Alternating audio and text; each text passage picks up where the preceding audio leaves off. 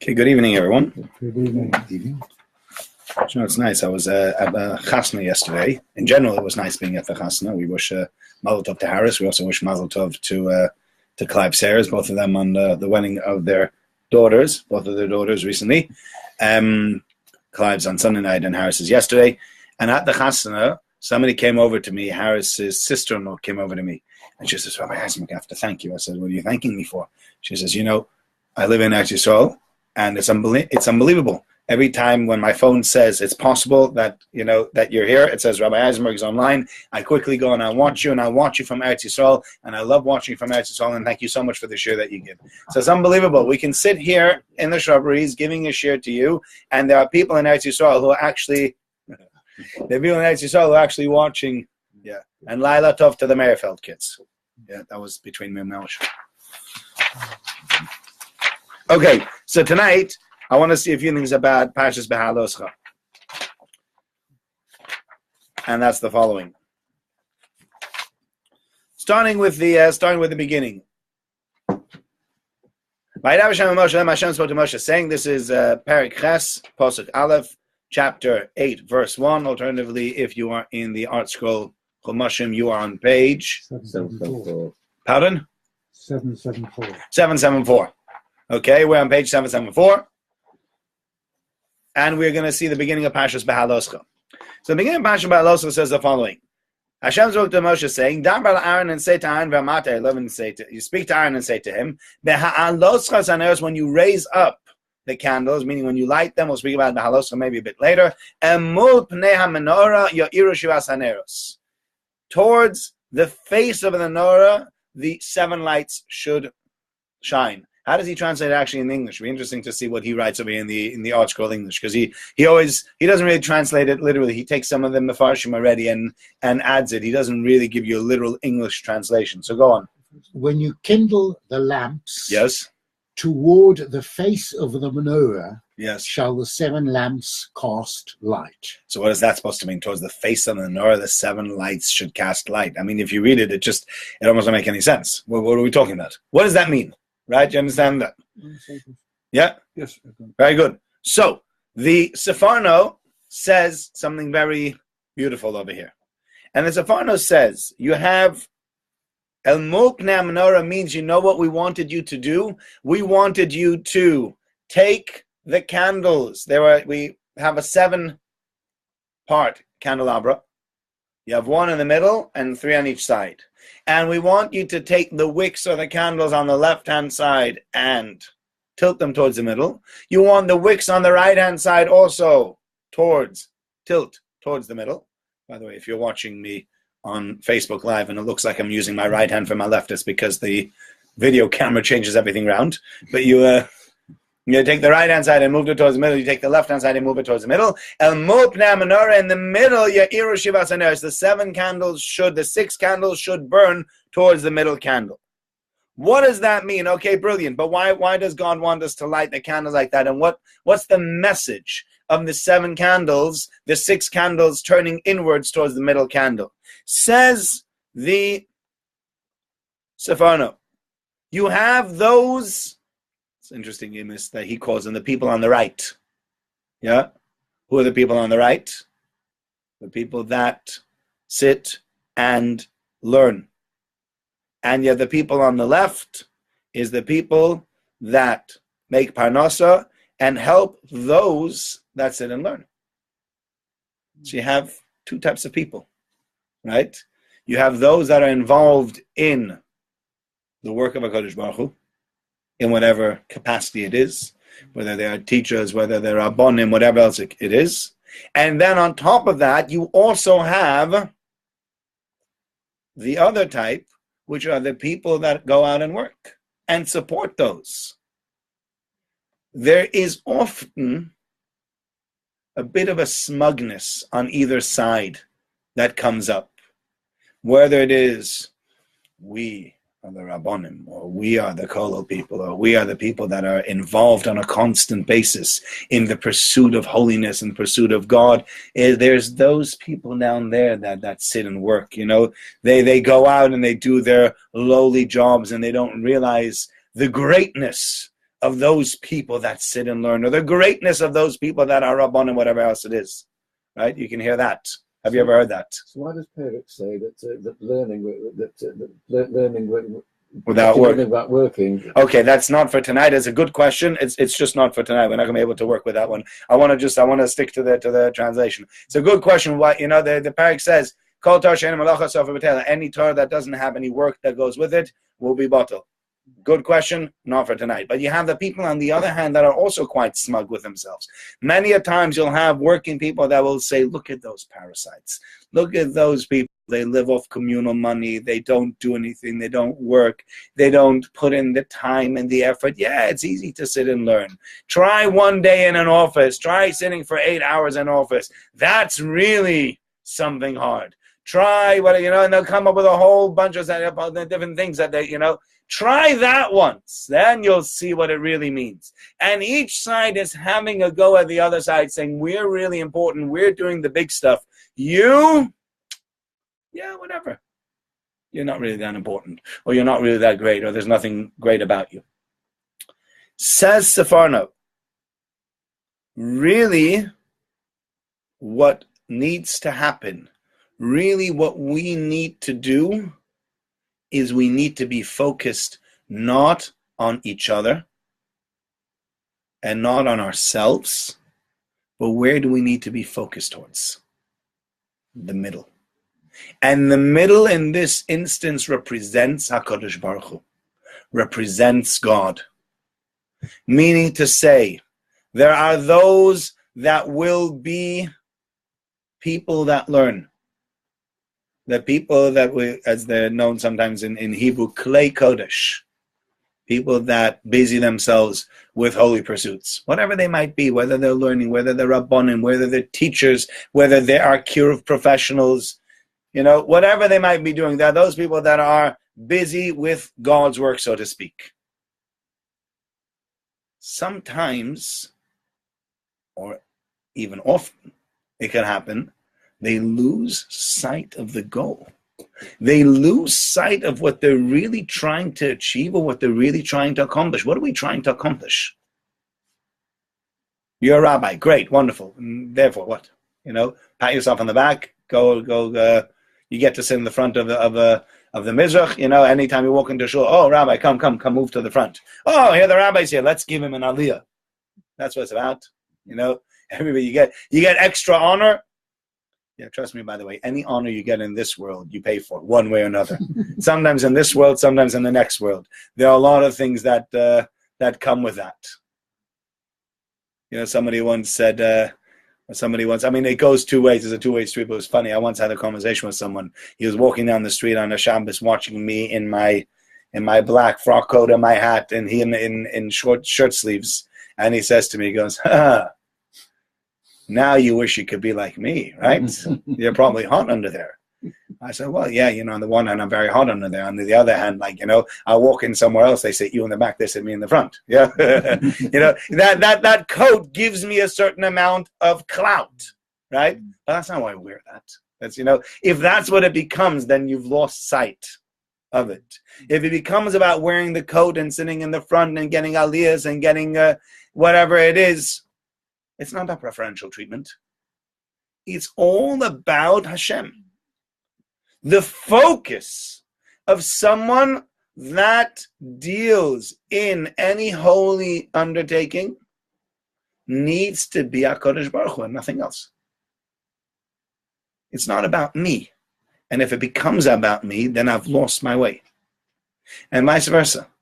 Also, what's the focus of someone that's working? People say, well, the focus is to be able to, to make ends meet, or to be able to be comfortable, or to be able to make money, or to have money for my retirement, etc., etc. He says, that's not the focus. That is what you're going to be doing. But your focus needs to be also towards the middle. I am working, but I'm working like a Jewish businessman. Or I'm a university lecturer, but a Jewish university lecturer, with everything that comes with that. With the way I behave, the way I project myself, the way other people realize me and people see me, my honesty, my punctuality, whatever else comes with that.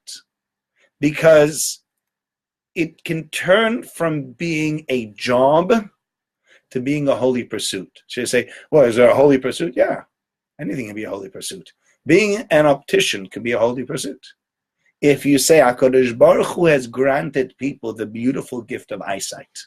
It's a wonderful gift. Sadly, not everybody's granted that gift. And those people that don't have the gift of eyesight, they'll be able to tell you what they're missing out on. Or they might not even be able to tell you. It's those people that had eyesight and then lost it will be able to tell you what they're suddenly missing out on. I think somebody said, I've not been, we wanted to go, but it was fully booked up. I think it's in Cholon, there's actually something called the Blind Museum. Have you heard of it?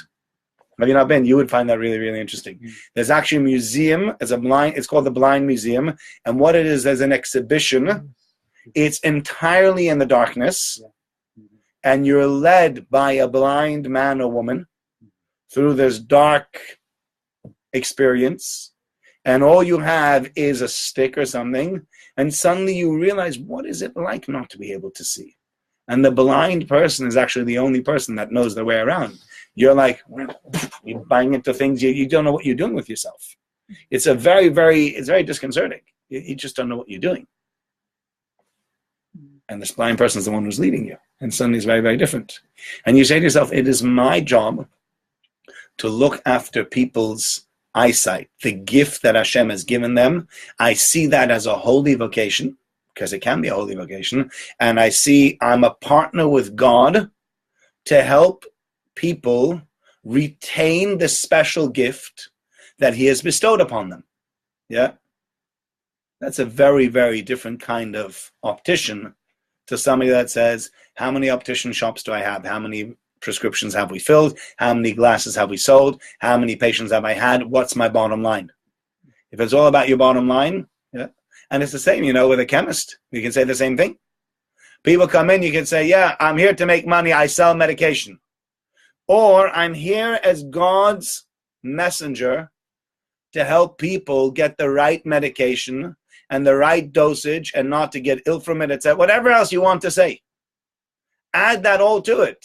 And suddenly you take somebody who works every day at a chemist shop and you take his job and you turn it from the left to the center. You move it suddenly from being just something you do to make money to becoming something holy. And that's the important thing. You can take anything in life and make it holy, profane, mundane. Says the Torah, when you light the candles, says the Sefarno in the way he explains the Torah, El mul pnei menorah yoshev asaneres. You need to turn yourself towards the middle, focusing on Hashem, realizing that whether it is worldly pursuits or whether it is your daily grind or whether it is just heavenly pursuits, if you don't focus on Hashem, you've lost focus of the entire thing. And you focus on the middle. Sometimes, unfortunately, though, your contract requires you to act in an ungodly manner. That's true, but then maybe then you have to work out if it's worth remaining. Well, it depends what your contract is asking of you. I don't know what that contract is asking of you. I'll give you an example. To me, it was just awful. We had a fellow over at our house for Sukkot once. He was an Or Sameach, and he said that he used to work for a photo company, an online photography shop in New York, or wherever it was. And he actually told me a friend of mine was working in that also. I was quite disturbed to hear about what happened in that kind of industry. And basically what would happen is you'd get people that would call, what they would do is they would price the cameras below what they were actually paying for it. So you had a £150 camera and it was on offer for £130 on the website. And people are like, you can't get £130 anywhere. Any shop you go into, whether you go into Curry's or Comet, where you go into PC, whatever you're going to go, you're never going to find that camera at 150. You only find it at 130. Here's 130 and it's brand new. So you'd get people that would call and says, I'd like to buy a camera, please. Yes, which one would you like? We'd like to have the Nikon, whatever it is. That's a wonderful camera. Well done. Yes, what can we get you with it? can we interest you in actually the mini tripod, because the mini tripod ensures that your pictures will be taken properly. This is, do I need that? It's very important. It really makes a whole difference. It'll be different pictures. We'll add the mini tripod for £25. Okay, so that'll be £175. Now we move on. Did anybody catch, by the way, that I didn't do that arithmetic right? Right. Yeah, but this was part of it. Yeah, that'll be £175. It's very important as well that you have this special lens cleaning liquid, Murphalizing. They called it Murphalizing liquid. That's what I still remember him saying it. Murphalizing liquid. I'm like, what's Murphalizing liquid? I don't know. He says it was I don't know, it was soapy water that we gave a name to, and we sold for £20. Right? That's what it was. Yeah. And that's what they did. And he went on and on and on. So by the time he finished, the whole camera went up to £300. The arithmetic was wrong. He had sold him 1,000,001 things that he didn't need. And the camera was $130 and all the accessories were $170. And so, yes, they lost £20 on the camera, but they made £150 on £170 of accessories that they sold. And they were ripping people off day in, day out. Day in, day A out. lot of photo shops in New York are Jewish owned. Yes, the actual, there's a famous one in New York. Isn't it? Pardon? Is it BH? I think so. There's one, I don't remember what it's called. There's one that's run entirely by Hasidim in Manhattan. It's one of the biggest photo shops. But this guy said this is basically what they did. This is what they did all day long. And then he said he felt awful about it at one point or another and he just decided to stop. So if that's what your job is, yeah, I think to quit is a good idea. So the question is, what are they expecting? Sometimes they'll ask you to act in an ungodly manner, which will mean sometimes you will have to pull out if your conscience doesn't let you, and if you have something else that you could do instead. But yeah, you're right. But then the Seforno finishes off with a very, very beautiful idea, and I think this is the other idea that's really, really nice about this. And he says, together, the people on the left and the people on the right, as we described before, they will then raise up God's name together. And that's what the Torah says. When the Torah says about HaKadosh Baruch Hu came to and said, brought them the Torah, Vayanu kol ha'am, the entire nation said, Yachto vayomu kol asher dibur Hashem nase. Kiloma, what that means, men kulono nashlim kavanoso. What that means is, this is if you want to know, it's a Shmos Yud Tes Ches. If you want to look it up.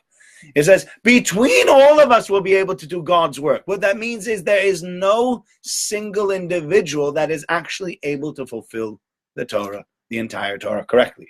Unless you're a Kohen Levi Yisrael, married, divorced, man, woman, I could go, you go through all that. It's impossible. As somebody once said, this entire congregations in Los Angeles like that. But, other than that, you can't. So how do you go about keeping the entire Torah? Do you know how you go about keeping the entire Torah? It takes everyone all together. The Kohanim do their bit, the Levim do their bit, the Israelim do their bit, the men do their bit, the women do their bit, the married, the divorced, everybody has to do their bit, the wealthy, the not so, the poor. You put it all together. And Bein Kulam, between all of them, that is how you go about bringing the Kavod HaKadosh Baruch Hu to this world, and that is how you go about everyone keeping the Torah, only all together.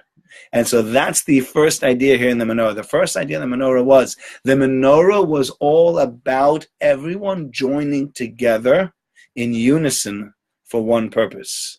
Not looking at the other side and saying you're no good or you're not good. Not looking at yourself and saying how wonderful I am and how unbelievably brilliant my side of the deal is. Rather, it is all about Hashem. Holy pursuits, mundane pursuits, it's all about Hashem. That's idea number one. Would you say that the person, the Amharites, the ordinary untutored person, yes, would you say when they behave in a decent way, yes, in a moral way, that they are making a contribution to this, or is it not explicit enough? I think so.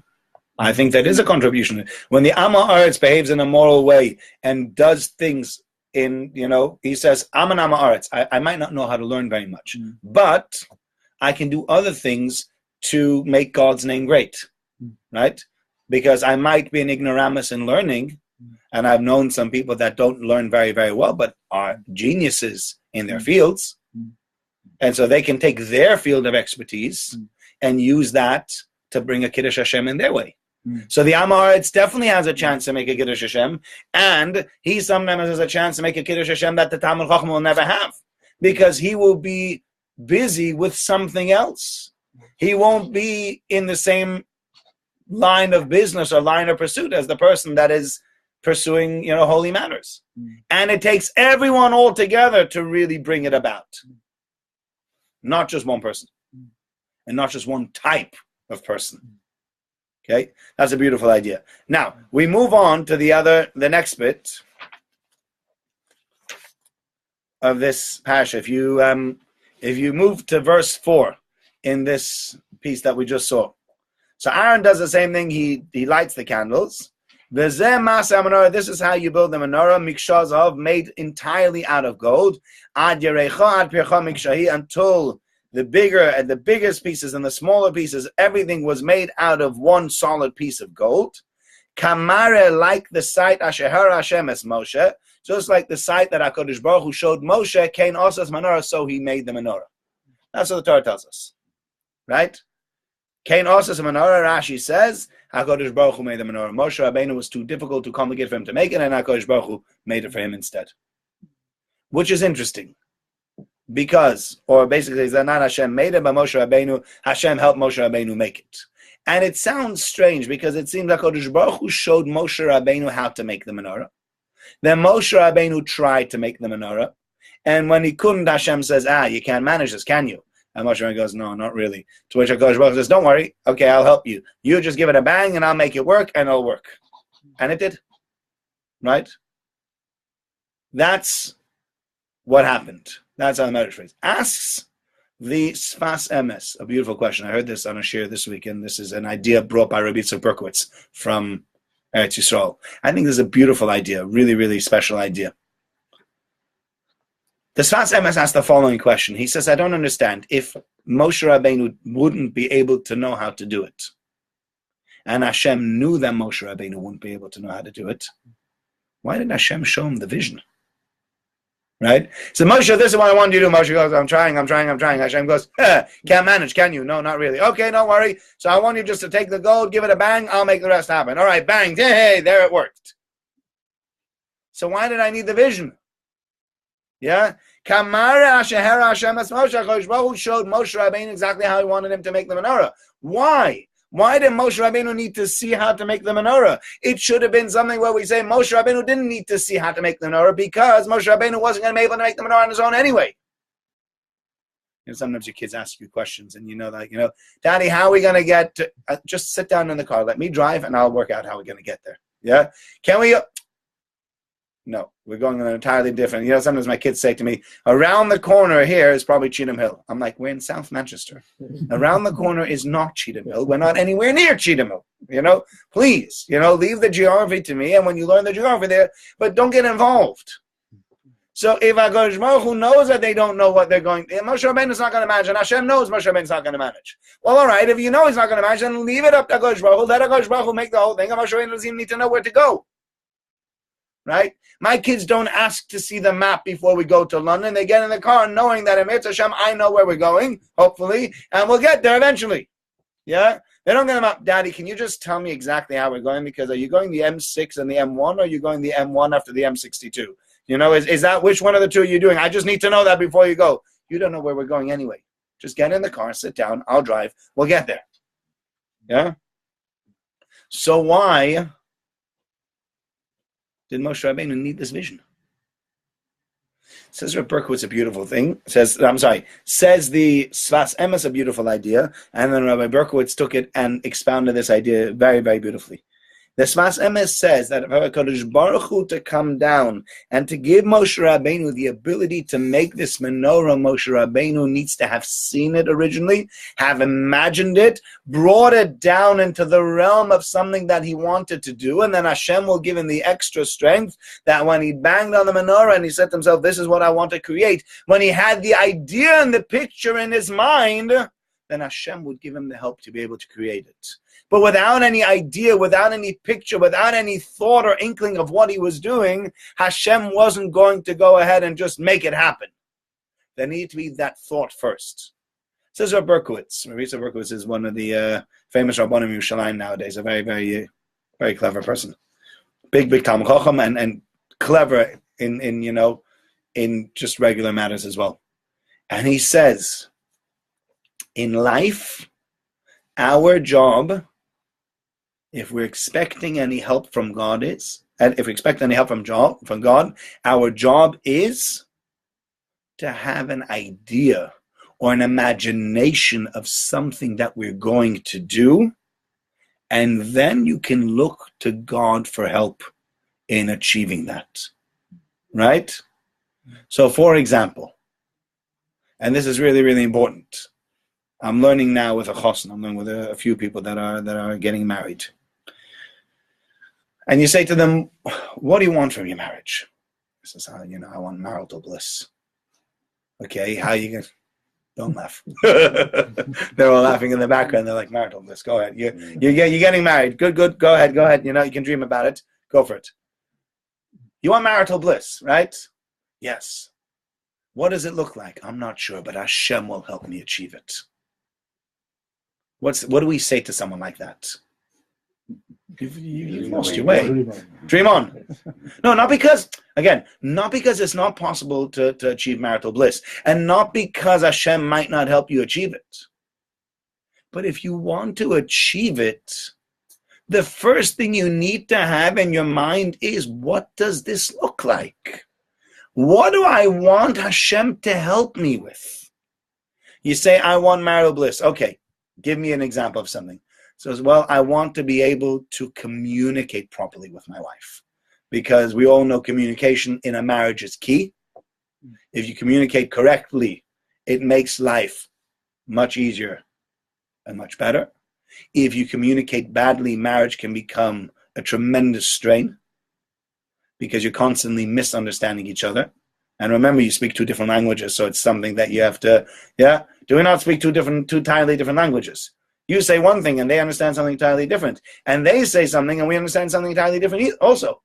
And it's always interesting. I always find it strange. It was this dictionary. I told you about this one, the Man Dictionary. No? There was this little video that I saw that somebody sent me, this ridiculous little video about, it was called the Manslator. Yeah? And it was a little translator for men to understand what women were saying. And had this little voice like Mr. T, and it was actually very, very funny, because you have women saying something, and then he pushes a button, and the thing says something else. He goes, so the wife, you have something like, hey, I'm going out now. She goes, you going out? Yeah, I'm going to play tennis. But you went out already once this week. Yeah, but I've already. He says, yeah, that's fine. Go, it's fine. Yeah. He pulls out the translator, puts a button. This is not fine. Stay home. And he realizes, wait, she didn't, when she said it was fine, she didn't mean it's fine. Especially, it's fine. It's perfectly fine. Yeah. No, she means stay home. Are you wearing that? You change. And all sorts of different things, like different sentences that she says, like, you're such a good friend. I'll never date you. Like, it was just like, it was very, very funny how, like, they took this whole one thing that the woman said, and then they put it in man speak, and it's very, very funny to watch, because it really, there's so much truth to a lot of these sentences. Could you speak entirely different language? So you say, okay, God, I want you to help me to communicate. I foresee myself not getting angry, trying to understand my wife, trying to empathize with my wife, trying to really be able to, get in there and be there for my wife. That's what I want. And you dream it, or you have a vision of it, then HaKadosh Baruch Hu says, I'm happy to come and try to help you with that. But if you say, I'm getting married, okay, what do you want? God, make it work. Make it work. Make what work? Right? It's only when you have a plan, it's only when you have a goal that you can then say, I have a goal. I have ideas of how to get to that goal. God, I need your help to achieve that goal. Let's work on this one together. And the Shem says, okay, fine. I'm happy to help you achieve your goal, because it's important for me to try to help people achieve their goals. God helps all of us achieve their goal, right? But if you don't have a goal and you have no idea how to get there, and you have no idea what you want to do with yourself, and you want to say, I don't know why I have a goal. I don't know what my goal is. I don't even know what I want to do. Well, all I want is I want you to help me to make it work. Why should that work? That doesn't make any sense. Right? And so Hashem said that's what it means. Hashem showed him a vision of the menorah. He saw the menorah, and now when he saw the menorah, he had a vision of what he wanted to do. And then Hashem says, okay, now you have a vision of what you want to do. Now you try and do it, and I will help you. But until you have a vision in your mind of what you want to do, then you can't say, Kadosh Baruch Hu, I don't know what the vision is. I don't know what I'm doing. I don't know why I'm doing. Just do it. Hashem says, I'm not doing it. You do it. Right? That's not how we do things. That's not how we ask. So I thought that was a very, very beautiful idea, again, of having the vision for yourself and then moving on. Okay, one last idea that I saw over here, which I thought was also a sweet idea. And then it's got a lot of, it's an important thing to remember.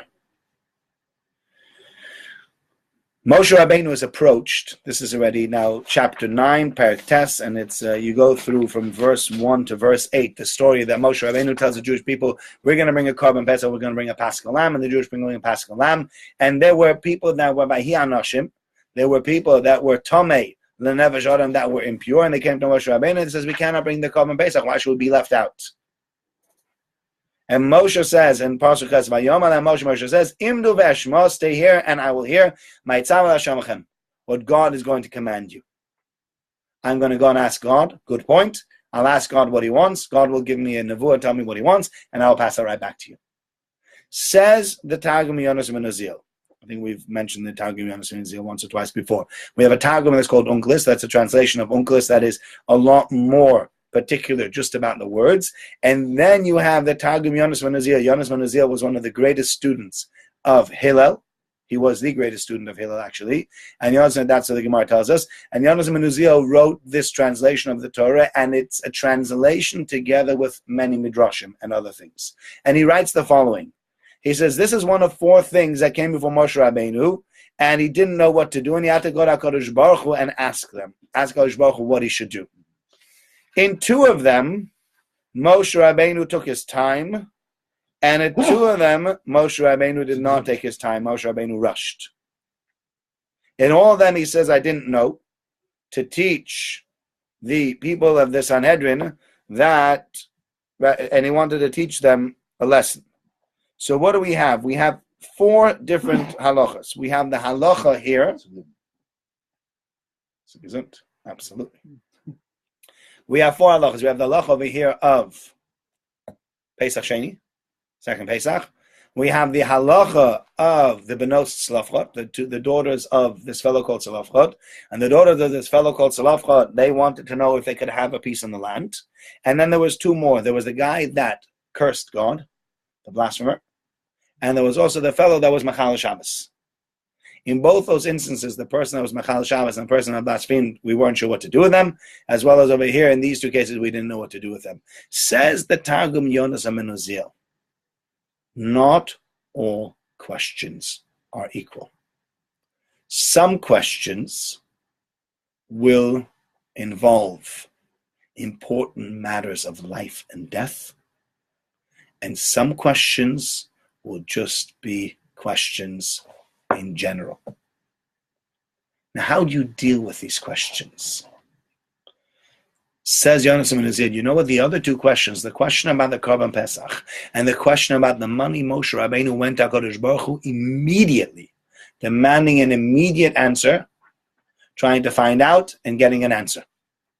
Whereas the other 2 questions, the question about the Mekoshish, the person that gathered the wood, and the question about the person that blasphemed God, there we see they put him, they put him in jail. They frosh lem api Hashem to know what God wants. Why do they have to put him in jail? Why didn't you just go ask God and do it? The answer is, when it comes to small matters, or what here is defined, anything which is not life and death is considered a small matter, you go, you get the answer, you get moving, keep going, right? It's just a small matter. But some things aren't small matters.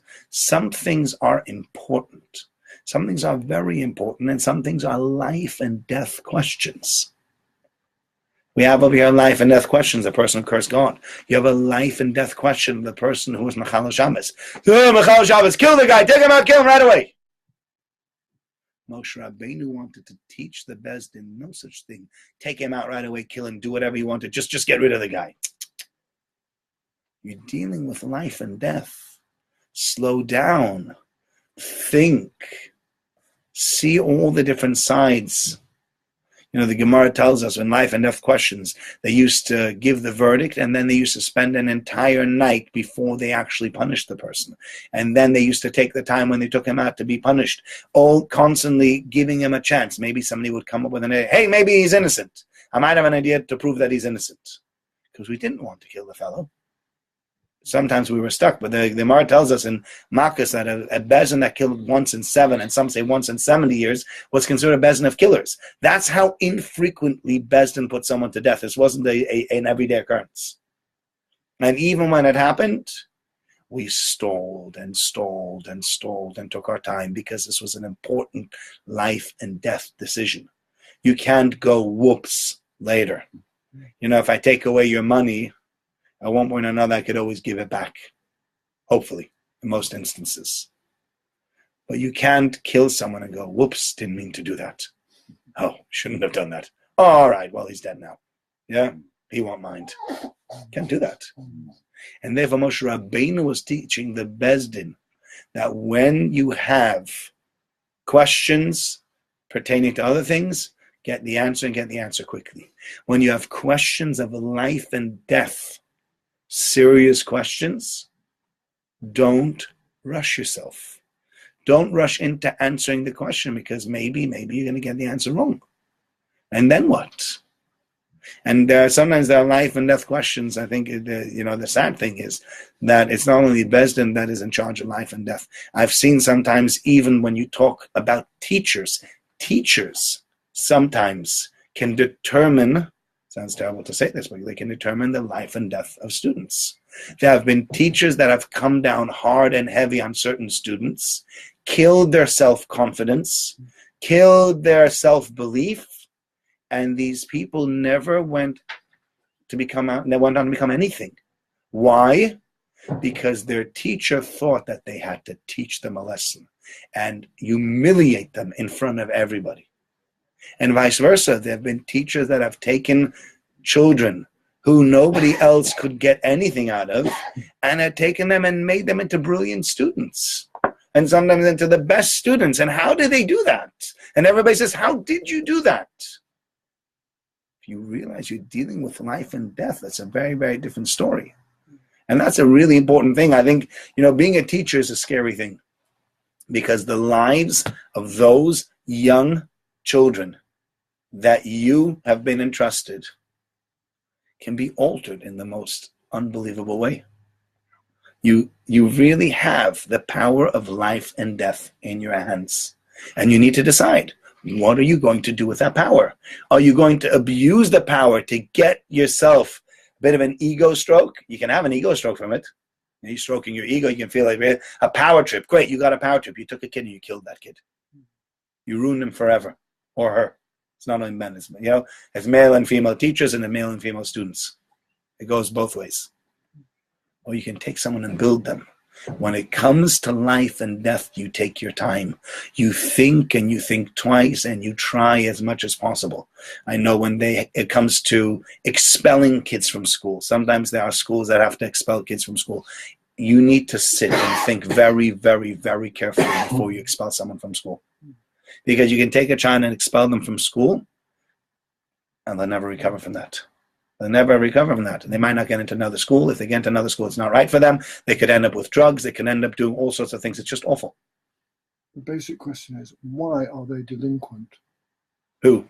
The student that you're thinking of. It's a good question. Sometimes, yeah, it is a very good question. And the point often is the reason they are acting out is they're looking for some sort of validation. Sometimes they're looking just to put themselves out there because they don't get enough focus on themselves in their own lives so that they need to make a fuss of themselves. Whatever it is, there are many reasons why this could happen.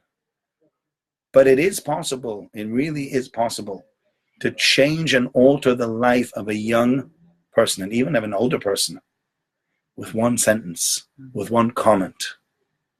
And it means you have to take your time when you say these things. Don't throw out these comments. Don't disqualify people. Don't just say, oh, well, what difference does it make? I said what I said. He'll get over it.